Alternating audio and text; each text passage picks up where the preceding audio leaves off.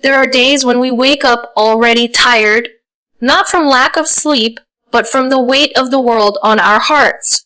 We rush, we worry, we scroll, and before we realize it, the day is already shaping us instead of us shaping the day. But Islam was never meant to be heavy. The Sunnah was never meant to be complicated. In fact, some of the most powerful transformations begin with the smallest, most consistent acts. The beauty of the Sunnah is that it meets you exactly where you are, busy, overwhelmed, struggling, and gently lifts you back toward Allah without demanding perfection. These simple practices are not about adding pressure to your life, they are about removing the chaos from your heart. When you revive even one Sunnah with sincerity, you realign your soul. You remember who you are living for. You remember that peace doesn't come from controlling outcomes, but from trusting the one who controls them. These Sunnahs quietly reframe your day, your mornings begin with purpose, your interactions carry mercy, your worries feel lighter, and your nights end with gratitude. They remind you that closeness to Allah is not found only in big moments, but in small choices repeated daily. And when the Sunnah becomes part of your routine, your day doesn't just change. You change. Beginning the day with intention is one of the most overlooked yet most powerful acts of worship because it happens quietly, before anyone sees you, before the world asks anything of you. Intention is not about saying perfect words or making grand promises. It is about orienting your heart in the right direction before your feet start moving. When you wake up without intention, your day is shaped by whatever reaches you first: notifications, worries, expectations, or fears. But when you wake up with intention, even silently, you reclaim your day before it slips away. You remind yourself that you are not just reacting to life, you are living for Allah within it. Intention shifts the weight of the day. The same tasks, work, studies, family responsibilities, chores, can feel exhausting and meaningless when they are disconnected from purpose. But the moment you connect them to Allah, they are no longer random burdens, they become acts of worship. When you intend to work honestly for the sake of Allah, your job is no longer just about income, it becomes a means of dignity and responsibility. When you intend to be patient with your family for the sake of Allah, your emotional restraint becomes rewardable. Intention transforms the ordinary into something sacred without requiring you to change your schedule or your circumstances. There is a deep mercy in this Sunnah because it does not demand strength you may not have yet. On days when your energy, your faith feels fragile, or your heart feels heavy, intention allows you to still draw near to Allah. You may not be able to pray long extra prayers or give generously, but you can still whisper in your heart, I am doing this for you, and Allah, in His generosity, values the sincerity of the heart more than the perfection of the action. This is why intention brings relief instead of pressure. It reminds you that Allah sees your effort, even when the outcome is imperfect. Beginning the day with intention also protects the heart from resentment and burnout. So much of our exhaustion comes from feeling unseen and unappreciated. We give, we try, we endure, and we feel like it all goes unnoticed. But when your intention is for Allah, you are no longer dependent on people's validation. You are no longer crushed by their ingratitude. You know that nothing done for Allah is ever wasted, even if no one thanks you, even if no one understands. This realization softens the heart and steadies the soul, especially in seasons of hardship. Intention also anchors you when the day does not go as planned. Life rarely unfolds according to our expectations. Plans fail, conversations hurt, and outcomes disappoint. Without intention, these moments can feel like personal failures. But with intention, you remember that success is not defined by results, but by sincerity. You may not control how the day ends, but you can control who you turn to throughout it.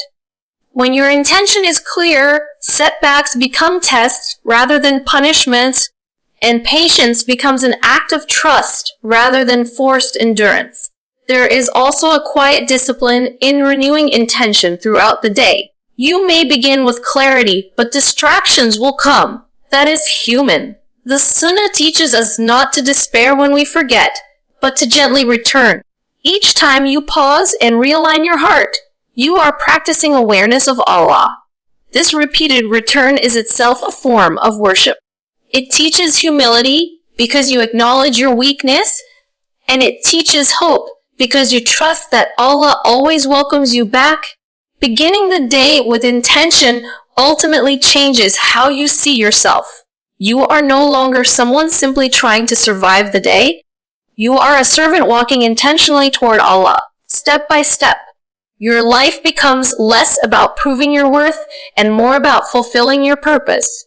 And in that shift, something remarkable happens. The heart finds peace, not because the day becomes easy, but because the soul knows it is no longer lost. Remembering Allah upon waking and sleeping is one of the most gentle yet profound ways to anchor the heart in faith, because it frames your entire existence between two moments of awareness. When you wake up and remember Allah, you are not just opening your eyes to a new day. You are acknowledging the one who returned your soul to you after a state that resembles death. Sleep is not something we control. We surrender every night, helpless and unaware, and every morning we are given back consciousness as a gift. When the first words on your tongue are remembrance, your heart learns humility. You begin the day knowing that life itself is not guaranteed, and that every breath that follows is a mercy, not an entitlement. The morning remembrance softens the shock of the world rushing in. So often, the first thing we reach for is our phone, and with it come worries, comparisons, bad news, and expectations that weigh heavily on the heart. Remembering Allah first interrupts that cycle. It reminds you that before you are a worker, a parent, a student, or a struggler, you are a servant of Allah. That single moment of remembrance centers your identity. It tells your heart that whatever happens today, you are not facing it alone. You belong to the one who controls every outcome, even the ones you cannot see yet. As the day unfolds, that morning remembrance continues to echo quietly within you. It doesn't make problems disappear, but it changes how they are carried. Anxiety loses some of its grip because your heart has already acknowledged Allah's presence. Fear feels lighter because you started the day by trusting Him.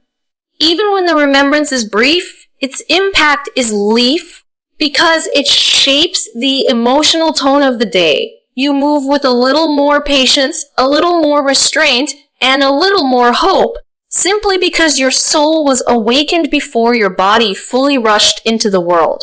Remembering Allah before sleep is equally powerful, but in a different way. Nighttime is when thoughts grow louder and regrets surface. The distractions fade, and the heart is left alone with what it carries. If you enter sleep without remembrance, the mind often replays worries, mistakes, and unfinished conversations. But when you remember Allah before sleeping, you hand all of that back to Him. You acknowledge that you did what you could, and that what remains is in His care. This act of remembrance is not denial, it is trust. It is choosing to rest your heart in Allah's wisdom rather than exhausting yourself with overthinking. Night remembrance teaches surrender. You lie down knowing that you may or may not wake up again, and that realization brings both humility and peace. It encourages forgiveness of others and of yourself, because holding onto resentment feels heavy when you are about to entrust your soul to Allah. It reminds you that no mistake is bigger than His mercy, and no fear is stronger than His protection. This awareness allows the heart to soften, and when the heart softens, sleep becomes more than rest. It becomes an act of reliance on Allah. There is also a quiet healing that comes from consistency in these moments of remembrance. Over time, the heart begins to feel less scattered. Life may still be busy, painful, or uncertain, but the soul becomes familiar with returning to Allah at its most vulnerable points. When waking and when sleeping, these are moments when we are most aware of our dependence, and remembrance during these times nurtures sincerity. It strips away pretenses and reminds you that at the beginning and end of each day, all you truly have is Allah. Remembering Allah upon waking and sleeping teaches the heart to live between gratitude and hope. Gratitude for being given another day, and hope that whenever you return to Allah at night will be met with mercy. When life feels overwhelming, this sunnah quietly reassures you that your story is held by a loving Creator. And when you make remembrance the first and last thing of your day, your heart learns where it truly belongs, no matter how the world tries to pull it elsewhere. Smiling and showing gentleness to others may seem small, almost insignificant in a world that values loud gestures and visible achievements, yet it carries a depth that reaches far beyond what the eye can see. Gentleness is not weakness, and a smile is not ignorance of pain. Rather, they are conscious choices made by a heart that understands how heavy life can be. When you choose kindness in a harsh world, you are not denying reality. You are responding to it with faith. You are recognizing that every person you encounter is carrying something unseen, something that may be breaking them quietly, just as you are carrying your own struggles. A smile, when sincere, is an act of presence. It tells another human being, I see you. In a society where people feel invisible, rushed, or judged, this simple expression becomes a form of mercy. It does not cost you time, money, or energy, yet its impact can be lasting. You may never know how deeply your gentleness affected someone, but Allah knows. And when your intention is for Him, even the smallest interactions are preserved as acts of worship. This transforms everyday encounters into opportunities for reward without adding pressure to your life. Gentleness also protects the heart from hardness. Life has a way of roughening us, especially when we are hurt, disappointed, or overwhelmed. Without realizing it, we can begin to speak sharply, react defensively, and withdraw emotionally. Choosing gentleness interrupts that pattern. It forces the heart to slow down and remember that strength in Islam is not about dominance, but about restraint. It is easier to snap, to dismiss, to walk away coldly. It takes far more inner strength to respond with strength. It's especially when you feel misunderstood or exhausted. When you show gentleness to others, you are also offering it to yourself. Harshness toward people often reflects harshness within. A heart that constantly criticizes others rarely rests, but when you make gentleness a habit, your inner dialogue softens as well. You begin to forgive more easily, to expect less perfection, and to allow space for human error. This creates emotional relief. You stop carrying unnecessary tension, and your interactions feel less draining because they are no longer battles to be won. Smiling and gentleness also shift the atmosphere of your day. One kind interaction can set the tone for many others. It can de-escalate conflict, ease misunderstanding, and open doors that force never could. When you approach people with warmth instead of suspicion, you create safety. And when people feel safe, they are more likely to respond with honesty and respect. This does not mean everyone will treat you kindly in return, but it does mean that you are responsible for the state of your own heart, not the reactions of others. There is a deep spiritual awareness embedded in this sunnah.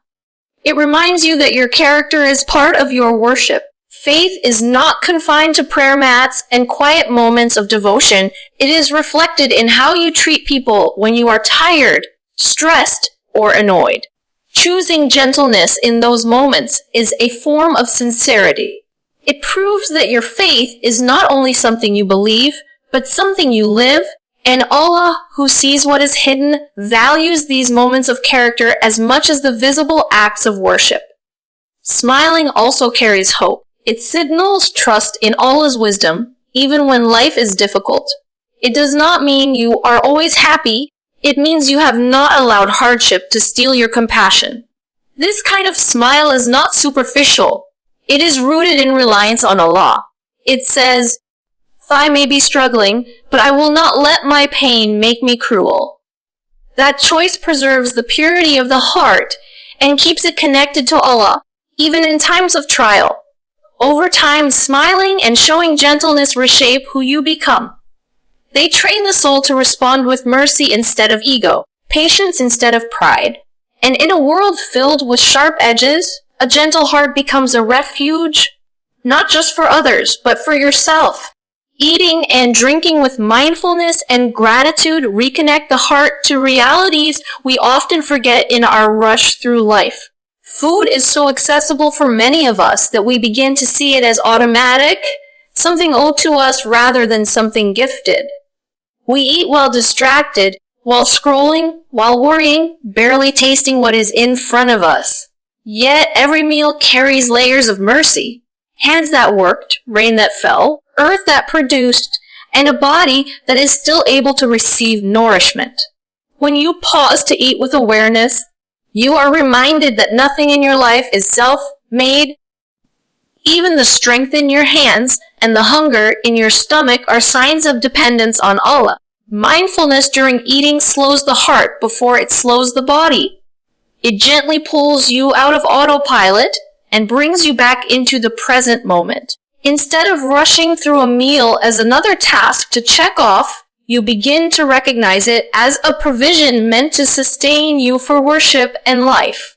This awareness transforms eating from a habit into an act of gratitude. You are no longer just consuming, you are receiving, and receiving with humility opens the heart in ways that excess never can. Gratitude at the table also softens entitlement. Many of our frustrations stem from expecting life to cater to us effortlessly. But when you consciously acknowledge Allah before and after eating, you remind yourself that nothing is guaranteed. This awareness does not create fear, it creates appreciation. It teaches the heart to value what is present rather than constantly chasing what is missing. Even simple food begins to feel like a blessing, not because it is extravagant, but because it is enough. Eating with mindfulness also disciplines desire. The body has needs, but the nafs often demands more than what is beneficial. When you eat with intention and awareness, you begin to notice when you are full, when you are satisfied, and when you are simply eating to escape emotion or boredom. This awareness brings balance. You stop using food to fill emotional emptiness, and you begin to treat it as fuel rather than comfort.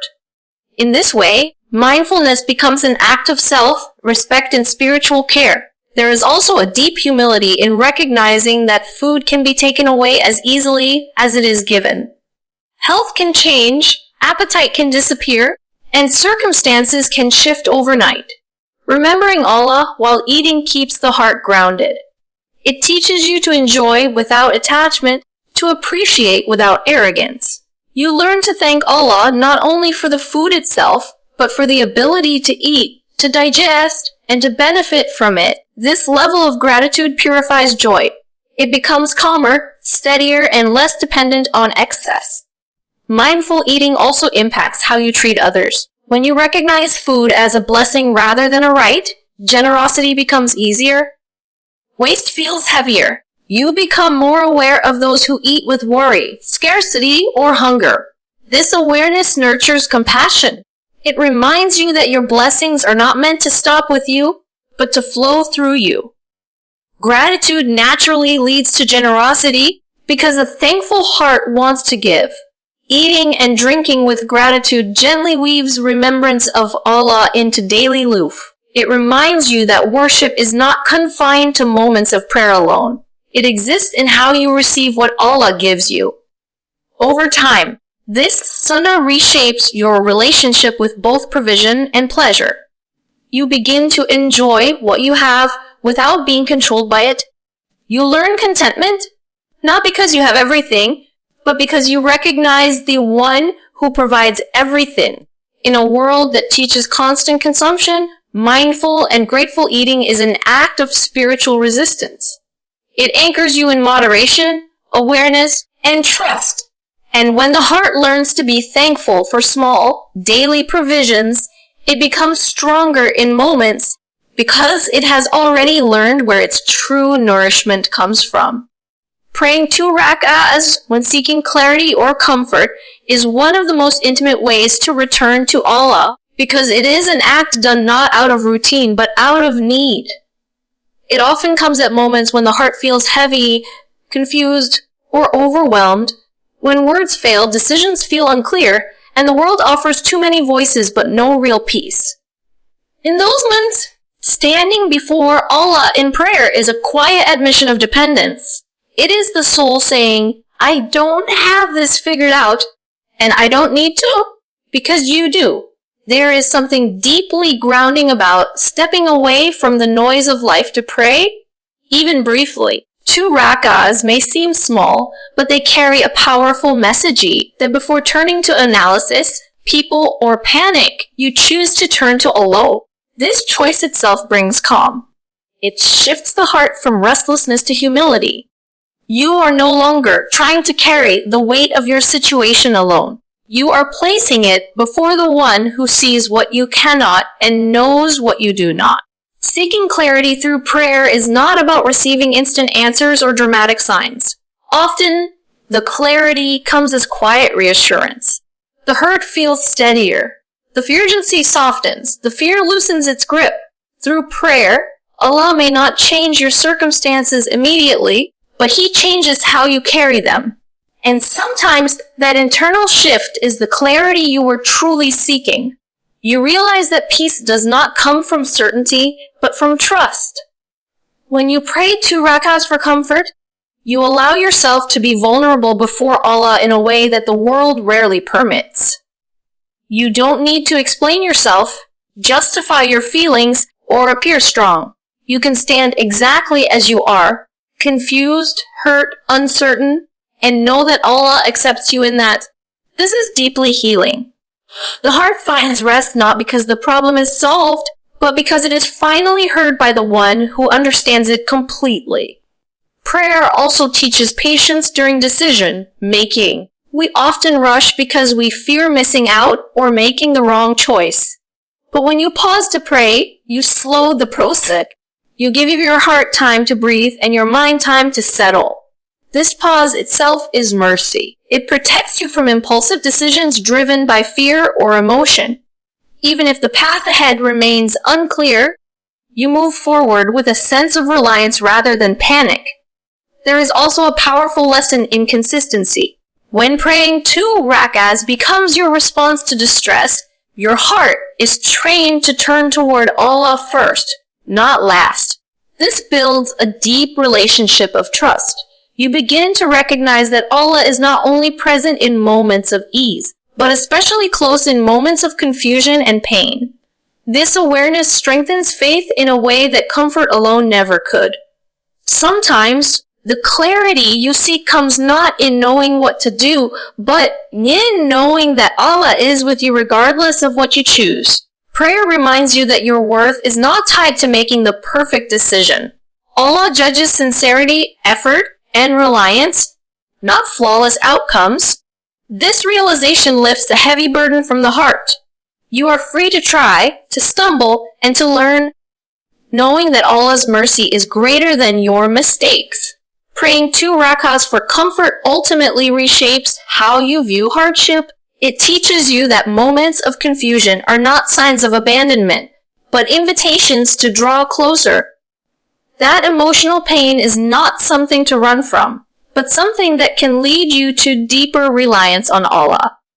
And when prayer becomes your refuge, you begin to understand that true comfort does not come from having all the answers, but from knowing the one who holds them all. Ending the day with forgiveness and dua is an act of mercy toward the soul, because night is when the heart finally slows enough to feel everything it carried throughout the day. During the daylight hours, distractions protect us from our own thoughts. We stay busy, productive, and occupied. But when the world quiets down, the heart begins to speak. Regrets surface. Conversations replay. Words we wish we had not said echo back to us, and wounds caused by others feel sharper in the stillness. Choosing to end the day with forgiveness is choosing to free your heart from carrying what it was never meant to hold overnight. Forgiveness at night is not about pretending that pain did not happen or that injustice was acceptable. It is about recognizing that holding on to resentment harms you more than it heals you. When you forgive, you are not excusing behavior. You are releasing yourself from the emotional burden of replaying it. You acknowledge that people are flawed just as you are, and that everyone is navigating their own struggles, often poorly. This realization softens the heart and allows space for compassion. Not necessarily reconciliation, but peace. Forgiving yourself is equally important. Many people lie awake haunted by their own mistakes, beating themselves up for what they did or failed to do. Ending the day with self-forgiveness means acknowledging your limitations. You did your best with the knowledge, energy, and faith you had at the time. This does not remove accountability, but it prevents despair. It allows you to repent sincerely without drowning in shame. When you ask Allah for forgiveness, you are trusting in His mercy more than fixating on your flaws. Dua at the end of the day completes this process of release. It is the moment you hand everything back to Allah, the worries you could not resolve, the plans that remain unfinished, the pain that still lingers. You admit that you are not in control, and that is not a failure. It is reality. Dua reminds the heart that Allah is attentive even in silence, that nothing whispered goes unheard, and that no concern is too small or too messy to bring before Him. There is a deep comfort in making dua at night because it comes from a place of honesty. You are no longer performing for anyone. There is no pressure to appear strong or composed. You can speak to Allah exactly as you are, tired, confused, hopeful, broken, or grateful. This vulnerability strengthens the connection between the servant and the Creator. It builds intimacy, not through perfection, but through sincerity. Ending the day this way also prepares the heart for rest. When you forgive and make dua, you create emotional closure. You are telling your soul that it is safe to sleep, that it does not need to stay alert or defensive. You have entrusted your affairs to Allah, and that trust allows the body to relax. Sleep becomes more than physical rest, it becomes spiritual surrender. You lie down knowing that if you wake up, it will be by Allah's permission, and if you do not, you return to Him with a heart that sought peace. This nightly practice gradually reshapes the soul. Over time, resentment loses its power, anxiety softens, and hope becomes steadier. You begin to face each day knowing that no matter how heavy it becomes, you will end it by returning to Allah. This knowledge itself brings strength. It teaches you that life does not need to be perfect to be peaceful, and that every ending is an opportunity for mercy. Ending the day with forgiveness and dua is ultimately an act of trust. Trust that Allah's mercy is greater than your mistakes.